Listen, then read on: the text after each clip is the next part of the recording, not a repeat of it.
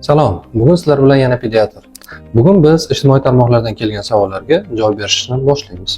Oxirgi videolarimizdan biriga shunaqa komment qoldirilgan ekan. Assalomu alaykum doktor, rahmat. Savolim bor edi. Meni qizimda ich qotib qolishi bor. Asosiy sabablar nima? Bolam 7 oylik, SMS bermayman. Xo'p. Bolalarda ich qotishini asosiy ikkita katta guruhga bo'ladigan bo'lsak, birinchisi yetarli miqdorda ovqat mahsulotlarini ichmasligi, ya'ni ona sutida bo'ladigan bo'lsa, ona sutini kaloriyasini pastligi yoki ona sutini miqdorini kamligi.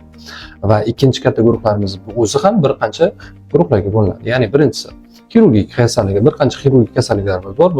Bu xirurgik kasalliklar tufayli bolada ich qotishi yoki ichini umuman kelmaslik holatlari bo'lishi mumkin. Ona doimiy ich keltiruvchi dori vositalarini berib, ichini keltirib turadi. Ikkinchisi bolani ichagidagi infeksiyalar tufayli yoki uchinchi turdagi ona sutini infeksiyalanishi, ya'ni ona sutidagi infeksiyalar miqdori. Va bizda oxirgisi esa bu o'sha axlatni shakllanishi uchun yoki ichishini yurg'izuvchi ovqat mahsulotlarining yetarli miqdorda bo'lmasligi, ko'katlar, mevalar yoki sut va sut mahsulotlarining bo'lmasligi yoki ikkinchi tomoni ham bor.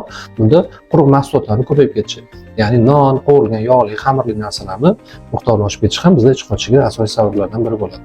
E'tiboringiz uchun rahmat.